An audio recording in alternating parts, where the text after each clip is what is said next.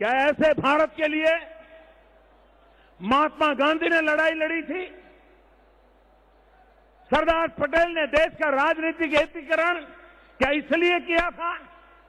सुभाष चंद्र बोस ने अपने खून की एक एक बूंद देश पर समर्पित कर दी थी। चंद्रशेखर आजाद, भगत सिंह ने क्या एक पिछड़े भारत के लिए, भ्रष्टाचार में डूबी व्यवस्थाओं वाले देश के लिए बलिदान दिया था? नहीं, हरगिज नहीं। अगर कांग्रेस और उसके परिवार ने ये समझा होता तो देश इस स्थिति में कभी नहीं पहुंचता जैसे 2014 से पहले था। गरीब को सिर्फ गरीबी हटाने के नारे दो, मध्यम वर्ग को सिर्फ टूटी फूटी सड़कें, खस्ता हाल स्कूल, अस्पताल, जर्जर यातायात व्यवस्था, यही फैमिली फर्स्ट पार्टी के राज की सच्चाई रही है। भाइयों और बहनों, बुनियादी जरूरत की जितनी भी चीजें थी, गरीब के काम आने वाली जितनी बातें थी, उसकी जिंदगी से जुड़ी थी, वो 70 साल में सिर्फ 50% के आंकड़े पर अटक कर रह गई थी। सारी सहूलियत कुछ राजनीतिक रसूख वालों को या बिचौलियों को ही मिलती थी। गरीब के पास क्या था? कुछ नहीं था। देश के आधे लोगों के पास गैस कनेक्शन नहीं था। देश के आधे लोगों के पास बिजली कनेक्शन नहीं था। देश के आधे गांव तक सड़कें नहीं थी। देश के आधे से भी अधिक गांव में स्वच्छता, शौचालय, देश की आबादी के ही पास बैंक अकाउंट, सब कुछ आधा, अधूरा, अपूर्ण। ये बचा हुआ आधा समाज कौन था?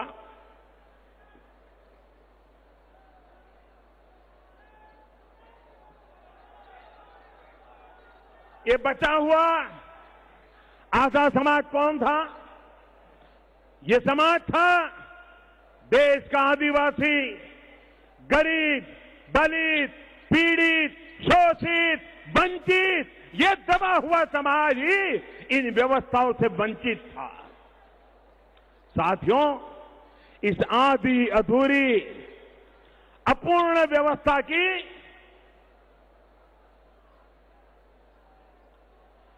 बड़ी वजह थी वोट बैंक पॉलिटिक्स।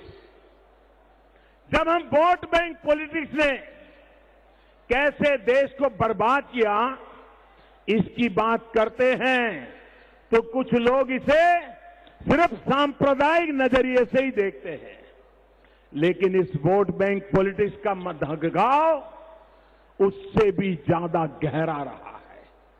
कुछ राजनीतिक दलों ने नाप तोलकर ये हिसाब बिठा करके रखा था कि चुनाव जीतने के लिए कितने लोगों का जोड़ तोड़ करना चाहिए, कहां से वोट का पॉकेट बनाकर रखना चाहिए, और फिर उसी समूह के लिए उसी आधार पर उनकी सरकारें निर्णय करती थी, फायदे पहुंचाती थी।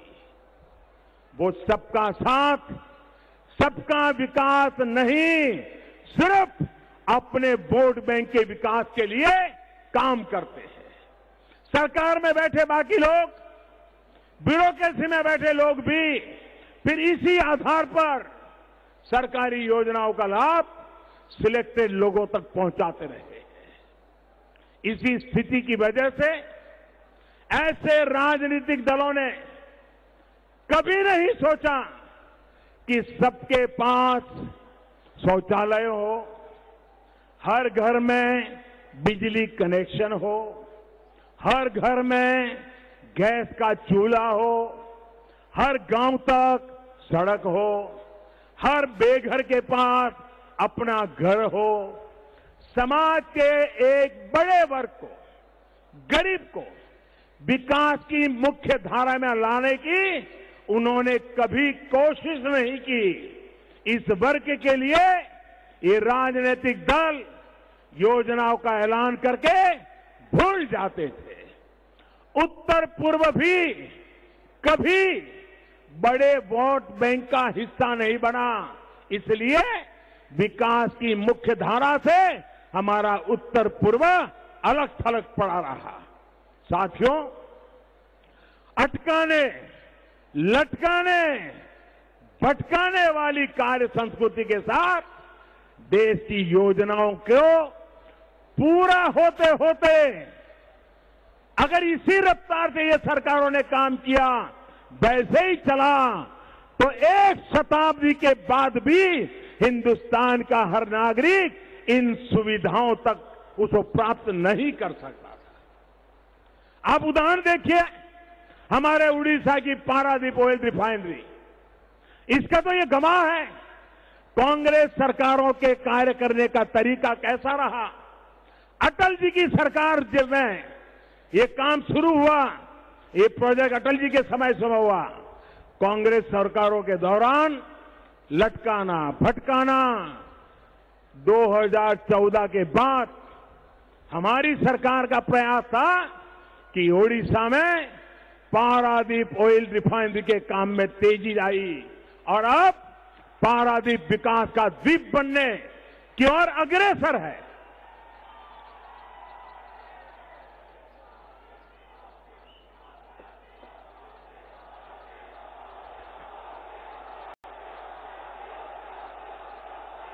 भाई और बहनों, भारतीय जनता पार्टी के नेतृत्व में एनडीए सरकार देश की व्यवस्थाओं को ऐसी अनेक अपूर्णताओं से बाहर निकालकर संपूर्णता की ओर ले जाने का काम कर रही है। आज जब 4 वर्ष बाद मैं आपसे और पूरे देश से बात कर रहा हूं, तब मैं कह सकता हूं कि हमारी सरकार, और ये मैं बहुत जिम्मेवारी के साथ बता रहा हूं, 4 साल की तपस्या के बाद बता रहा हूं, और मेरे देशवासियों, मेरी ये बात मैं 125 करोड़ देशवासियों के चरणों में समर्पित करके बताता हूं। हमारी सरकार किसी जनपद से नहीं, ये जनमत से चल रही है। भाइयों और बहनों, आज देश के संपूर्ण गांवों तक बिजली पहुंच चुकी है। ये देश के लाखों श्रमिकों के 4 वर्षों के अथक परिश्रम का परिणाम है कि आज देश के उन 18,000 से ज्यादा गांवों में भी बिजली पहुंच चुकी है, जो अब भी 18वीं शताब्दी में उस अंधेरे में जीने के लिए मजबूर थे।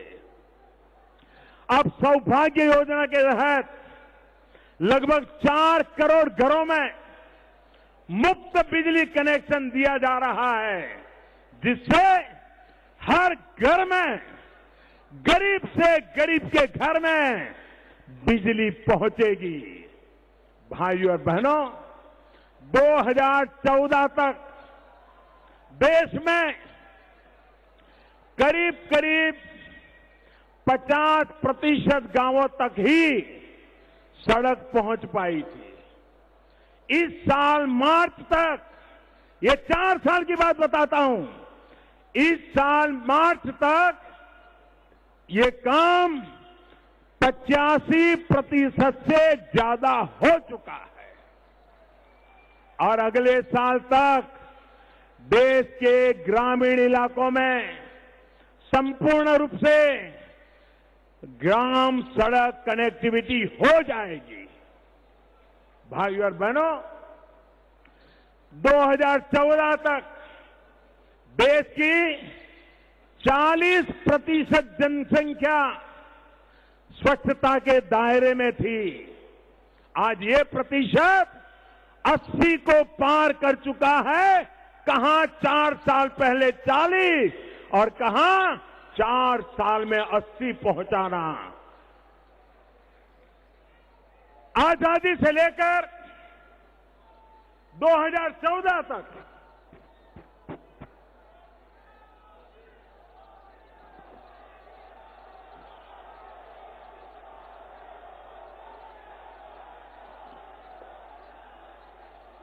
आजादी से लेकर 2014 तक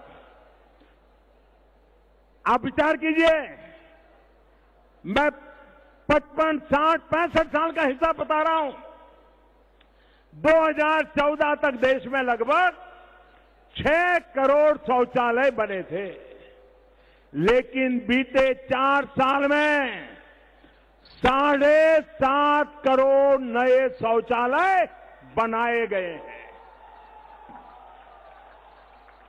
और अगले साल जब महात्मा गांधी की 150वीं जन्म जयंती का पर्व मनाएगा, तब उन्हें संपूर्ण स्वच्छता का उपहार देना, संपूर्ण स्वच्छ होकर उन्हें कार्यांजलि देना, ये मकसद को लेकर के आज हम काम कर रहे हैं।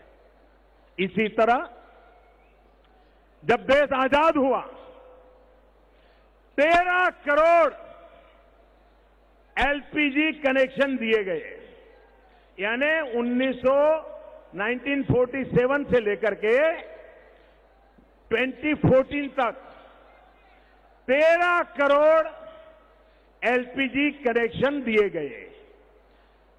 पिछले 4 साल में हमारी सरकार ने 10 करोड़ से ज्यादा लोगों को नए एलपीजी कनेक्शन दिए हैं। 60-70 साल में 13 करोड़, 4 साल में 10 करोड़। काम का व्याप, काम की गति, काम की दिशा, इससे आप अंदाज कर सकते हो। गैस कनेक्शन का जो दायरा 2014 के पहले जो सिर्फ 55% था, आज वो बढ़कर के 80% से ज्यादा हो गया है। निश्चित तौर पर उसमें उज्ज्वला योजना की बहुत बड़ी भूमिका रही है। 1 मई 2016 को शुरू होने के बाद से अब तक उज्ज्वला योजना के तहत 4 करोड़ महिलाओं को घरों में मुफ्त में गैस कनेक्शन दिया जा चुका है। और मेरे प्यारे भाइयों बहनों, उसमें उड़ीसा में भी 25 लाख परिवारों को, इन माताओं बहनों को धुएं से मुक्ति दिलाने का काम हमने किया है। वो दिन दूर नहीं भाइयों बहनों, गरीबों को वोट बैंक के ठेकेदारों के हवाले कर लिया गया था। बड़ी बात ये आप जानते हैं, ऐसा नहीं होता तो क्यों कांग्रेस को कभी ये नहीं दिखाई दिया कि गरीब को बैंक के दरवाजे से दुत्कार कर भगाया जा रहा था? क्यों कांग्रेस को कभी ये नहीं दिखाई दिया कि गरीब का भी जीवन है, उसे भी जीवन बीमा, दुर्घटना बीमा की जरूरत है? भाइयों और बहनों, वर्ल्ड बैंक की रिपोर्ट कहती है कि 2014 में सिर्फ 53% भारतीयों के पास ही बैंक अकाउंट थे। अब ये संख्या बढ़कर 80% से ज्यादा हो चुकी है। आज देश के लगभग हर परिवार में कम से कम एक बैंक अकाउंट जरूर है। जनधन योजना के तहत खोले गए 32 करोड़ अकाउंट ने गरीब को देश के अर्थव्यवस्था के साथ जोड़ दिया है। यहां ओडिशा में भी 1.25 करोड़ से ज्यादा गरीबों के बैंक खाते इस योजना के जरिए खोले गए हैं। अकेले उड़ीसा में 1.25 करोड़ प्रधानमंत्री सुरक्षा बीमा योजना और जीवन ज्योति योजना के माध्यम से पिछले 4 साल में 19 करोड़ से ज्यादा गरीबों को सिर्फ 1 रुपया महीना या 90 पैसे प्रतिदिन के प्रीमियम पर इंश्योरेंस का, सुरक्षा का कवच दिया गया है। इसमें ओडिशा के भी लगभग 50 लाख लोग शामिल हैं। इसके अलावा देश में 1 करोड़ लोगों को अटल पेंशन योजना से जोड़ा गया है।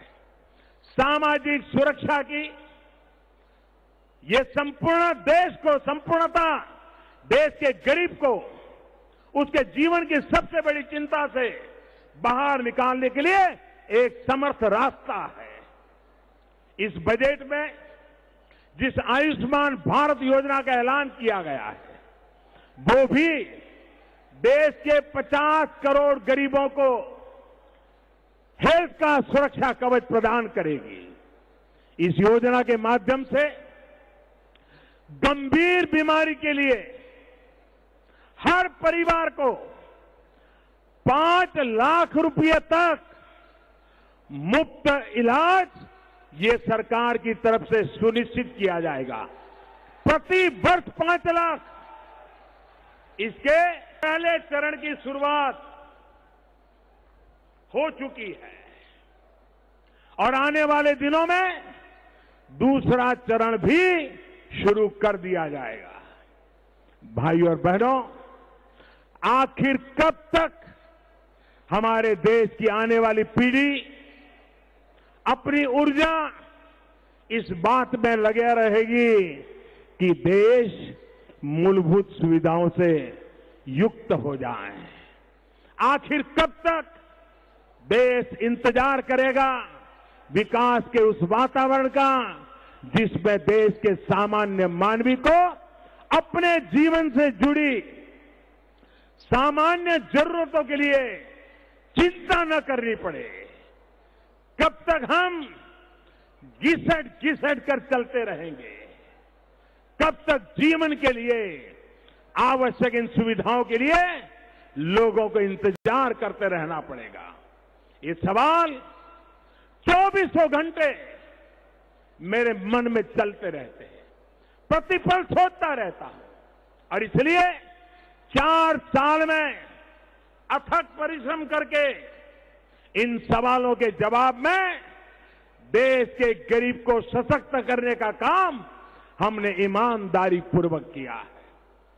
देश में भीतर तक समाई व्यवस्था की इस अपूर्णता को समाप्त करने का काम हमारी सरकार कर रही है और 4 साल का रिकॉर्ड बताता है कि संकल्प से सिद्धि की है यात्रा नए भारत के लिए नया विश्वास जगाती है।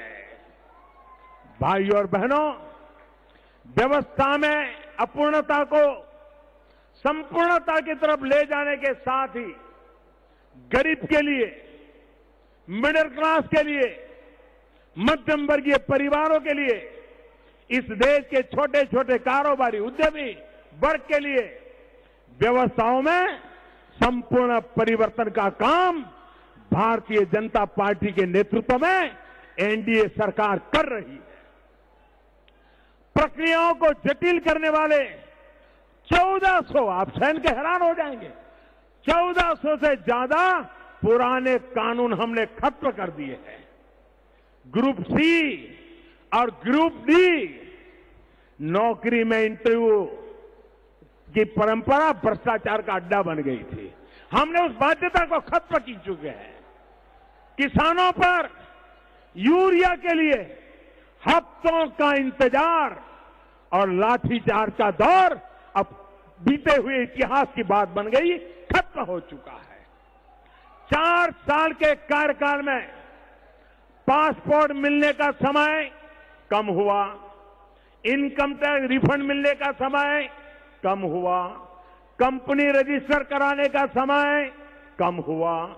इतना ही नहीं, देश में काला धन का कारोबार करने वाली संदिग्ध कंपनियों की संख्या भी कम हो गई। 2,26,000 संदिग्ध कंपनियों का रजिस्ट्रेशन रद्द किया जा चुका है। भाइयों और बहनों, देश आज जहां बंदरगाहों पर माल में आने जाने में लगने वाला समय घटा हुआ देख रहा है, जीएसटी के बाद लॉजिस्टिक सेक्टर का खर्च, ट्रकों का हाईवे पर लगने वाला जाम समय को भी अब कम कर रहा है। पहले की सरकार के समय जिस रफ्तार से महंगाई बढ़ रही थी, भूलिए मत, 2012-13 के वर्ष के दिन याद कीजिए, जिस रफ्तार से महंगाई बढ़ रही थी उस पर भी हमने नियंत्रण लगाने का कार्य किया है। वरना जिस तेजी से कांग्रेस सरकार के समय महंगाई बढ़ रही थी, आपकी रसोई का खर्च आज बहुत ज्यादा बढ़ चुका होता। गरीब और मध्यम वर्ग के रसोई के खर्च को भी हमारी सरकार ने कम किया है।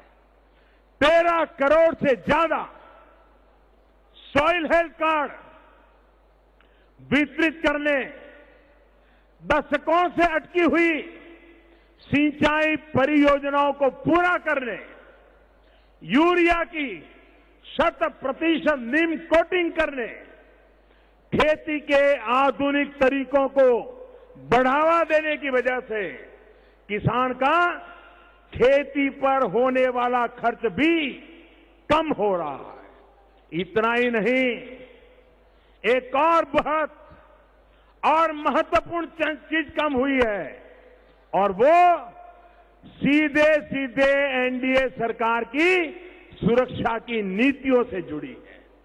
साथियों, अब देश में नक्सल प्रभावित जिलों की संख्या 126 से घट करके 90 पर आ गई है और 2015 में केंद्र सरकार द्वारा नई रणनीति बनाने के बाद ज्यादा से ज्यादा नक्सली सरेंडर कर रहे हैं, मुख्य धारा में जुड़ रहे हैं।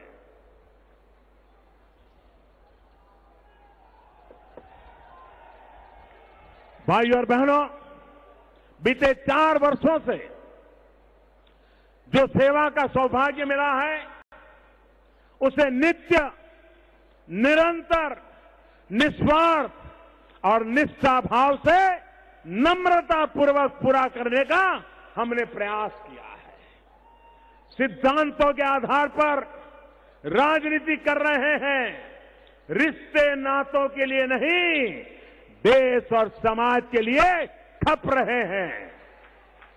हमारी सरकारें भले ही बहुमत से बनी है, लेकिन हमने सर्वसम्मति से चलाने का प्रयास किया है। हमारे लिए डेवलपमेंट और गुड गवर्नेंस, यही गुड पॉलिटिक्स का रास्ता है। हम लोगों के साथ जुड़कर और उनको व्यवस्था के साथ जोड़कर आगे बढ़ रहे हैं और इसलिए हमारी सरकार ऐसे लक्ष्यों को लेकर चल रही है जिसके बारे में पहले की सरकारें सोच भी नहीं सकती थी। 2022 तक देश के हर गरीब को घर देने का कार्य हो या 2022 तक हमारे किसानों की आय दोगुनी करने का संकल्प हो, हम मुश्किल लक्ष्यों को तय करने में संकोच नहीं करते। इस सरकार की कार्य संस्कृति लक्ष्य तय करके उसे समय पर पूरा करने की है। भाइयों और बहनों, इन 4 वर्षों में हम सरकार की योजनाओं को उस दिशा की तरफ ले आए हैं जो गरीब, निम्न मध्यम वर्ग और मध्यम वर्ग की जिंदगी में बड़े बदलाव ला रही है। सरकार ने अपनी योजनाओं के माध्यम से मध्यम वर्ग की आशाओं, अपेक्षाओं से हमने योजनाओं को जोड़ा है। ऐसी योजनाएं जो उनकी जिंदगी को आसान बनाए, ईज ऑफ लिविंग को बढ़ाएं। देश का मध्यम वर्ग पढ़ाई के बेहतर संस्थान चाहता है, उचित मूल्य पर घर चाहता है, अच्छी सड़कें चाहता है, ट्रांसपोर्ट की बेहतर सुविधा चाहता है, आधुनिक अर्बन इंफ्रास्ट्रक्चर चाहता है। प्रधानमंत्री आवास योजना शहरी के लिए सरकार 31,000 करोड़ रुपए से ज्यादा खर्च कर रही है। प्रधानमंत्री आवास योजना शहरी के तहत घरों के लिए 2 नई कैटेगरी भी बनाई गई है। इन योजनाओं के तहत मध्यम वर्ग को भी घर बनाने के लिए टैक्स में छूट दी जा रही है। स्मार्ट सिटी और अमृत मिशन के तहत शहरी इंफ्रास्ट्रक्चर को सुधारा जा रहा है। नए एम्स, नई आईआईटी, नए आईआईएम, नए बनाए जा रहे हैं। देश के 11 बड़े शहरों में आज मेट्रो का काम तेज गति से चल रहा है। उजाला योजना के तहत अब तक देश में 30 करोड़ से ज्यादा एलईडी बल्ब वितरित किए जा चुके हैं, जिससे गरीब और विशेष रूप से मध्यम वर्ग को बिजली बिल में सालाना करीब करीब 16,000 करोड़ रुपए की बचत हो रही है। साथियों, 2014 के पहले इसी एलईडी बल्ब की कीमत 350 रुपये से ज्यादा होती थी। अब वही एलईडी बल्ब देश में 40-50 रुपये में बिक रहा है। इस वजह से उजाला स्कीम के अलावा भी करीब 60 करोड़ एलईडी बल्ब बिके हैं और लोगों को कुल मिलाकर बिजली बिल में 40,000 करोड़ रुपयों की बचत हुई है। ये 40,000 करोड़ रुपया अधिकतम मध्यम वर्गीय परिवारों के जेब में बचे हैं। इसके अलावा देश भर में 32 लाख से ज्यादा स्ट्रीट लाइटों को एलईडी बल्ब से बदला गया है, जिससे नगर पालिका, महानगर पालिका, उनका जो खर्च होता था वो खर्च कम हुआ है, करोड़ रुपए बचे हैं और वो रुपए सामान्य मानवीय की सुविधाओं के लिए खर्च किए जा रहे हैं।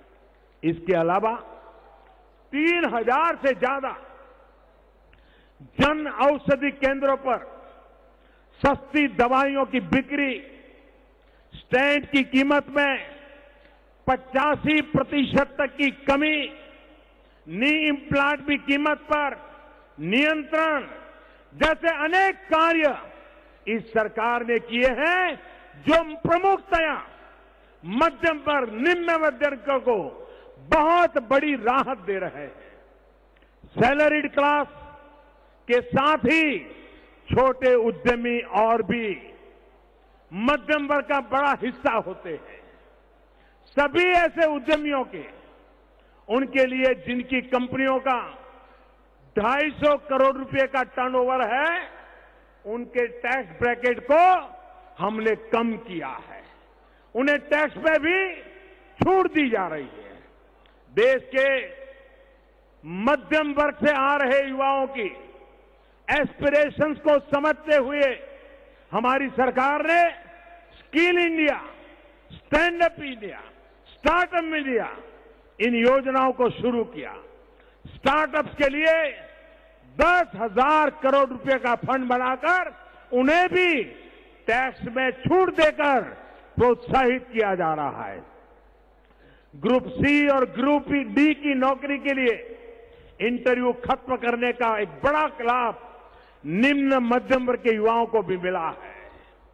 इतना ही नहीं, मध्यम वर्ग से जुड़ा और जो विदेश में रह रहा है, वह कमाने गया, जब उस पर कोई संकट आया है तो ऐसे